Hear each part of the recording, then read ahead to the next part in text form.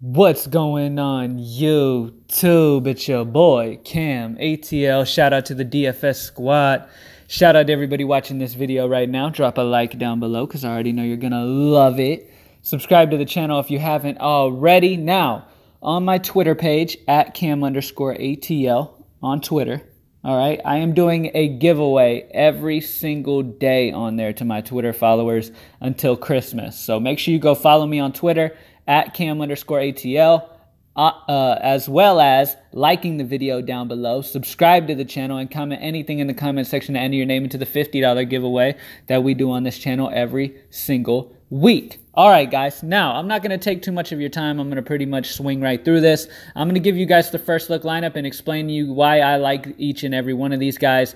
Things will change. Hit me up on Twitter if you have any questions about like new guys that I'm liking or anything like that. Go to greenlightdfs.com to join the squad and not have to worry about anything this week. And let's go ahead and get straight into it. Now, starting off at quarterback. Now, here's the deal.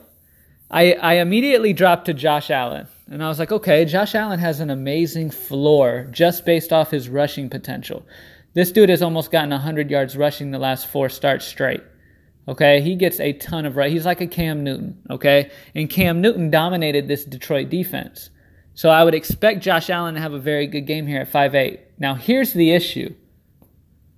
Right above him, you have who some people call the GOAT. I will never call him the GOAT again because of what he did to my Falcons after he got me hyped up because the Falcons were up so big and then he came back and won. Tom Brady. Tom Brady only being 100 more than Josh Allen really bothers me. It's hard for me to say, okay, I'll go Josh Allen when a guy like Tom Brady is only $100 more on DraftKings, which is why I'm saying, you know what? Screw it. Tom Brady is my quarterback this week. It's going to be him or Josh Allen this week. Tom Brady, I understand he struggles on the road at Pittsburgh, but here's the deal, man. Here's the way I see this. This is at Pittsburgh, which means Ben Roethlisberger's going to have a good game. He always does at home. Okay? Secondly, with that said, Pittsburgh will score on New England. There's several ways for them to score.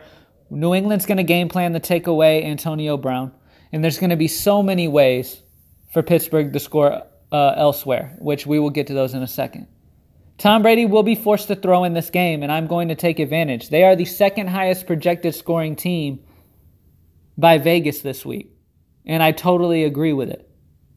Okay, I love stacking up this New England side of this game because I feel like they're going to be slept on a little bit this week. And they shouldn't be with that total. Okay, and it should stay close as well. So I expect Tom Brady to be well worth the $100 more than Josh Allen. But like I said, you can go either way. If you love Josh Allen for the floor, then go Josh Allen. Tom Brady has an amazing floor as well, though. And I just can't fathom playing a Josh Allen for only 100 less. But hey, as the week goes on, like I said, things could change. New information come out. So make sure you're paying attention to these things. At running back, my favorite running back this week is Joe Mixon. He's at home in Cincinnati, gets to go against an Oakland defense that struggles big time against the run. I mean, they just gave up 16.2 to rookie Samuels. I love Joe Mixon at 6'1". I do think he's going to be a popular option this week, but for good reason. Joe Mixon at 6'1" is locked against Oakland. Next up, I just said his name. Jaylen Samuels going against New England. Now, we talked about this a minute ago. New England takes away the number one of teams, and I expect that to be Antonio Brown that they focus in on. That's going to put Jaylen Samuels in an amazing position, as well as the receiver I'm going to be putting in here in a little bit. But Jaylen Samuels in a great position at 5'2". I'm still on him. This is, like I said, this game should stay competitive. He should get some good opportunities in the pass game. The dude he got targeted 7 times against Oakland. He gets targets in the pass game. So I like Jaylen Samuels a lot still as a cheapish option on the slate against New England, with New England taking away Antonio Brown, or at least attempting to. Now at wide receiver, Juju Smith-Schuster is my favorite play of the weekend. Like we said, Belichick is very good, regardless of who your number one is, at limiting those players.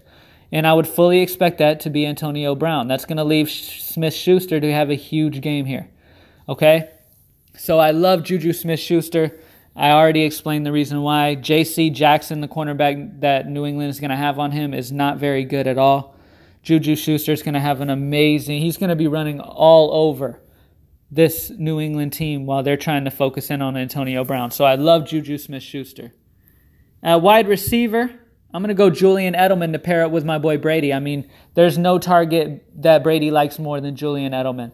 Julian Edelman is a guy who gets a ton of targets, has a solid floor, and really I'm going here for safety with my boy Tom Brady. So Julian Edelman is a great option in that very high total. Last but not least, a cheap option that I like here is Jordy Nelson, running back Joe Mixon.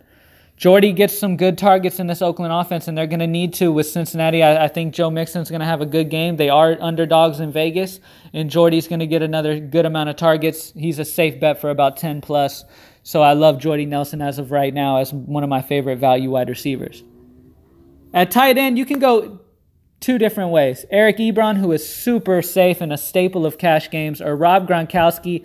I'm pairing him up with my boy Brady. Like I said, I think this could be a slept-on stack, and I don't think it should be. Okay, Rob Gronkowski has historically dominated this Pittsburgh team. Okay, he dominates them. He's gotten 32, 19, and 30 against them through his career. All right, and he just broke out for a great game last game. Like I said, you can also go Eric Ebron if you're worried about Rob Gronkowski at all. At the flex, I love this dude. He's a cheap option.